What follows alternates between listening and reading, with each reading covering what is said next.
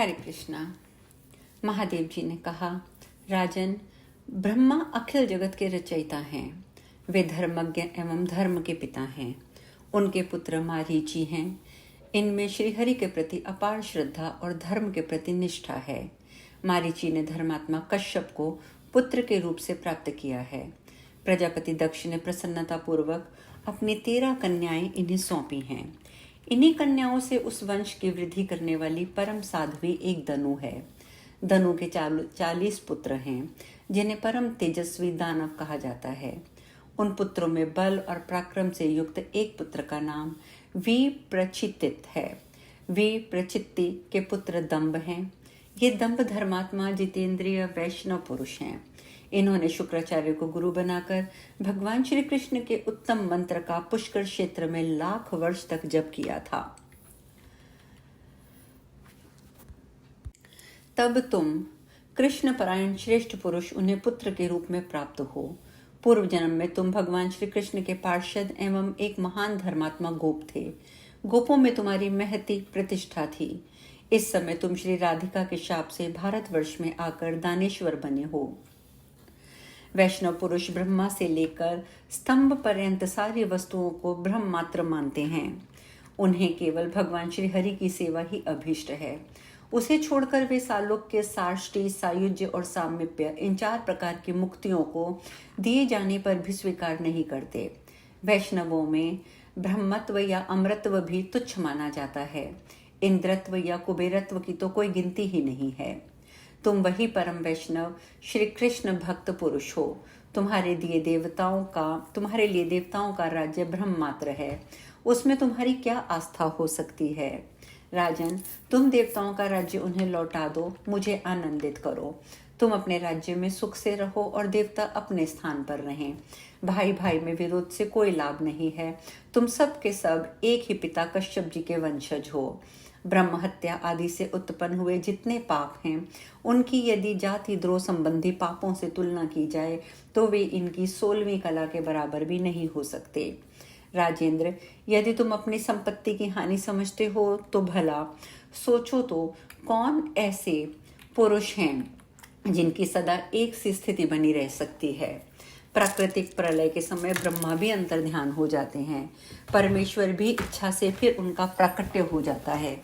फिर तपस्या से निश्चय ही उनमें पूर्ववत ज्ञान, बुद्धि और लोक की स्मृति का उदय होता है।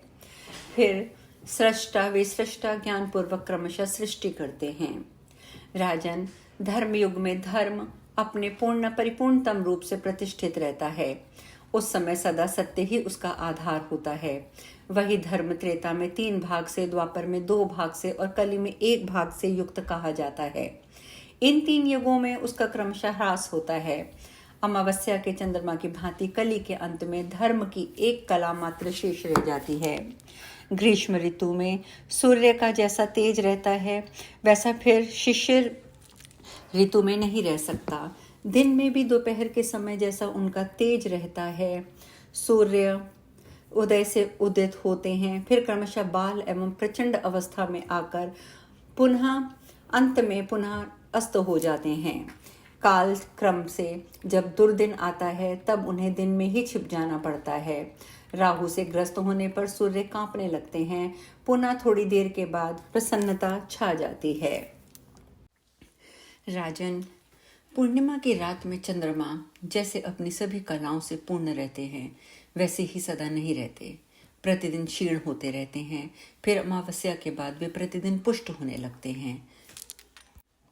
शुक्ल पक्ष में वे शोभा संपत्ति से युक्त रहते और कृष्ण पक्ष में क्षय योग से पुनः म्लान हो जाते हैं। ग्रहण के अवसर पर उनकी शोभा नष्ट हो जाती है तथा दुर्दिन आने पर अर्थात मेघाच्छन्न आकाश में भी वे नहीं चमक पाते। काल भेद के अनुसार चंद्रमा किसी समय शुद्ध श्री संपन्न होते हैं तो किसी समय श्रीहीन हो जाते हैं। बलि भविष्य में इंद्र होंगे, यद्यपि इस समय श्रीहीन होकर वे सुतल लोक में स्थित हैं। समय पर विश्व नष्ट होते हैं और काल के प्रभाव से पुनः उनकी उत्पत्ति भी होती है। अखिल चराचर प्राणी काल की प्रेरणा के अनुसार नष्ट और उत्पन्न होते हैं। केवल परमात्मा श्री कृष्ण ही सम हैं, क्योंकि वे ही सबके ईश्वर हैं। उन्हीं की कृपा से मुझे भी मृत्युंजय होने का सौभाग्य प्राप्त हुआ है। अतएव असंख्य प्राकृतिक प्रलय मैंने देखा है और आगे भी बार बार देखूंगा। वे परमेश्वर ही प्रकृति रूप हैं और उन्हीं को पुरुष भी कहा जाता है। वे ही आत्मा और वे ही जीव हैं। वे नाना प्रकार के रूप धारण करके सदा कार्य में संलग्न रहते हैं। जो सदा उनके नाम और गुणों का कीर्तन करता है वह काल, मृत्यु, जन्म, रोग तथा जरा के भय को जीत लेता है। उन्हीं परमेश्वर ने ब्रह्मा को सृष्टिकर्ता, विष्णु को पालन करता और मुझको संहार करता बनाया है।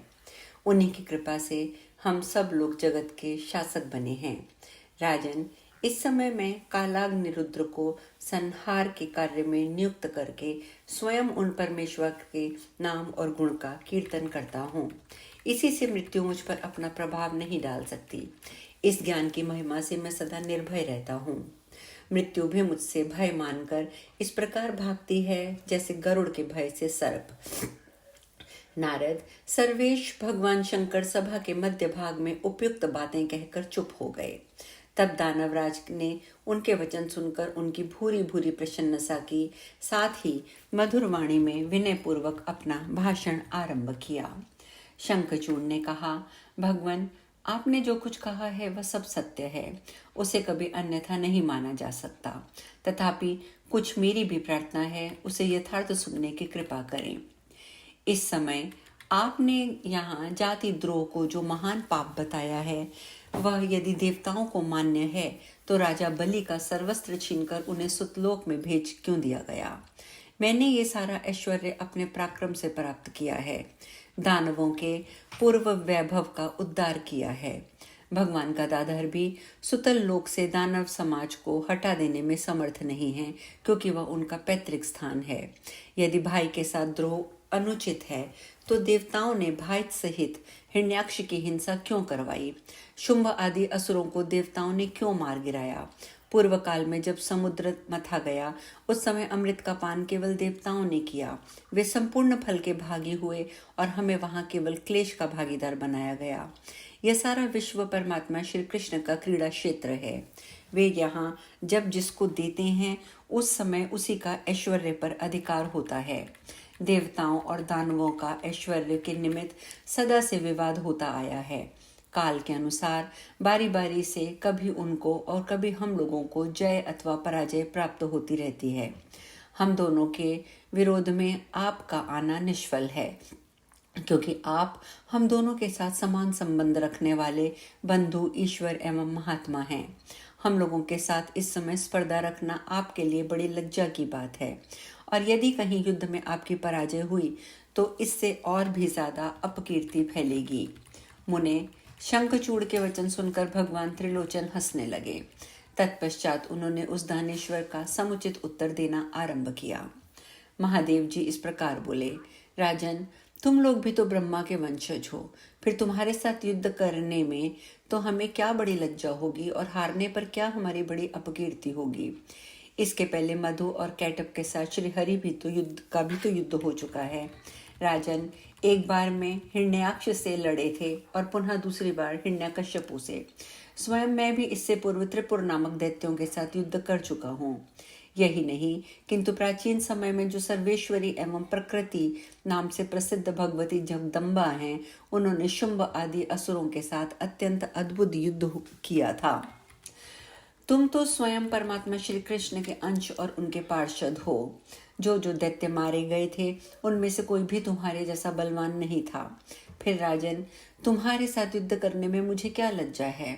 देवता भगवान श्री हरि की शरण में गए हैं, तभी उन्होंने मुझे तुम्हारे पास भेजा है। अतः देवताओं का राज्य तुम उन्हें लौटा दो। बस मेरे कहने का इतना ही अभिप्राय है, अथवा मेरे साथ प्रसन्नता से लड़ने के लिए तैयार हो जाओ। अब अधिक शब्दों के अपव्यय से क्या प्रयोजन है।